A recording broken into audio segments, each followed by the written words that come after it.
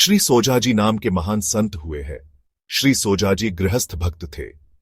धीरे धीरे जगत की असारता, सांसारिक सुखों की असत्यता और श्री हरिभजन की सत्यता का सम्यक बोध हो जाने पर आपके मन में तीव्र वैराग्य उत्पन्न हो गया।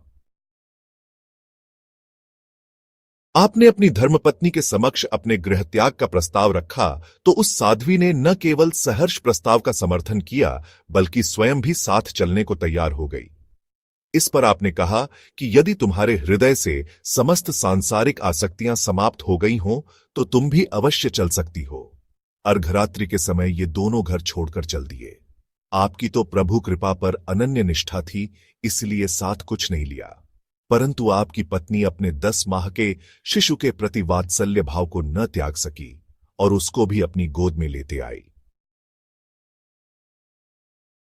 रात भर पैदल चलने के उपरांत प्रातः काल के उजाले में आपने जब पत्नी की गोद में शिशु को देखा तो बहुत नाराज हुए और बोले, अभी तुम्हारे मन में संसार के प्रति बहुत राग है।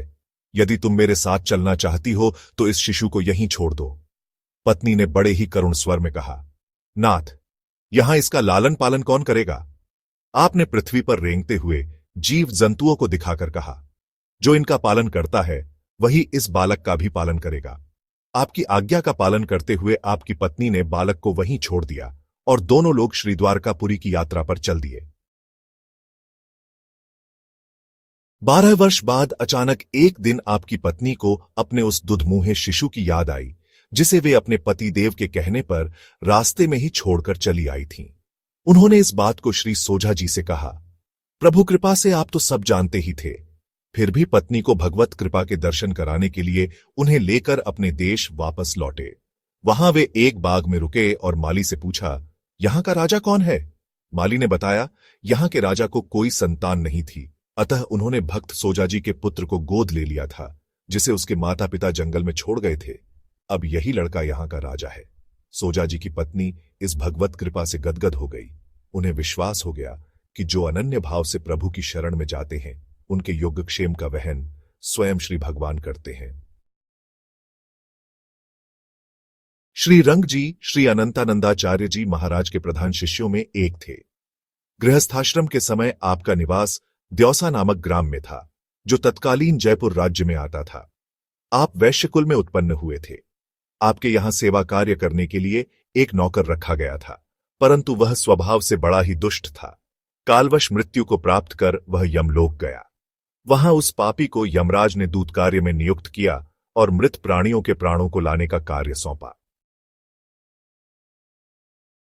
एक बार यमराज ने उसे एक बंजारे के प्राणों का हरण करके लाने को कहा, जो कि उसी द्यौसा ग्राम का रहने वाला था जहां वह मरने से पहले श्री रंग जी के यहां नौकरी करता था।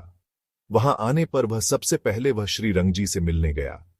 वे उसे देखते ही चौंक पड़े और बोले, अरे मैंने सुना कि तू मर गया है, फिर तू यहां कैसे आ गया?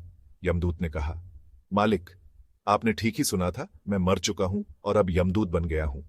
यहां पास जो बंजारा रहता है मैं उस बंजारे को ले जाने आया हूं। श्री रंग जी ने कहा, अभी तो वह पूर्ण स्वस्थ है और थोड़ी देर पहले ही मेरे यहां से कुछ माल लाद कर ले गया है। उसे तुम कैसे ले जाओगे? उसने कहा, मैं उसके बैल के सींग पर बैठ जाऊंगा, जिससे काल प्रेरित वह बैल सींग मारकर उसका पेट फाड़ देगा। श्री रंग जी ने पूछा, क्या तुम लोग सबके साथ ऐसा ही व्यवहार करते हो? यमदूत बोला, नहीं, हम लोग केवल पापियों के साथ ही ऐसा व्यवहार करते हैं। भगवान के भक्तों की ओर तो हम देख भी नहीं सकते। मैं आपको भी यह सलाह देने आया हूं कि जीवन के शेष भाग में आप भगवत भक्ति कर लें। मैंने आपका नमक खाया है, आपको कष्ट में पड़ते नहीं देखना चाहता हूं। आपको यदि मेरी बातों पर विश्वास न हो तो आप मेरे साथ बंजारे के घर चलिए। मैं केवल आपको ही दिखाई दूंगा, दूसरा कोई मुझे नहीं देख सकेगा। यह कहकर यमदूत बंजारे का प्राण हरण करने के उद्देश्य से उसके घर की ओर चल दिया। श्री रंग जी भी उसके पीछे पीछे चल दिए। वहां जाकर श्री रंग जी ने देखा कि बंजारा अपने बैल को खली भूसा चला रहा है। बैल बार बार सिर हिला रहा था, जिससे बंजारे को खली भूसा चलाने में असुविधा हो रही थी। उसने एक हाथ से बैल को जोर से हटाया। ठीक उसी समय यमदूत जाकर बैल के सींगों पर बैठ गया। फिर तो कालप्रेरित बैल ने क्रोध में भरकर सींगों से ऐसा प्रहार किया कि बंजारे का पेट फट गया, उसकी आंतें बाहर निकल आईं और वह वहीं तुरंत मर गया।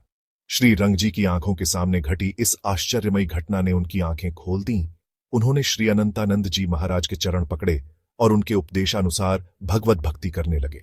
श्री रंग जी के पुत्र को रात में भूत दिखाई देता था। उसके भय से उसका शरीर नित्य सूखता ही चला जाता था। श्री रंग जी ने बालक से इसका कारण पूछा तो उसने बताया कि रात में भयंकर प्रेत के दिखने से मैं दिन रात चिंतित रहता हूं। तब श्री रंग जी पुत्र के सोने के स्थान पर स्वयं सोए।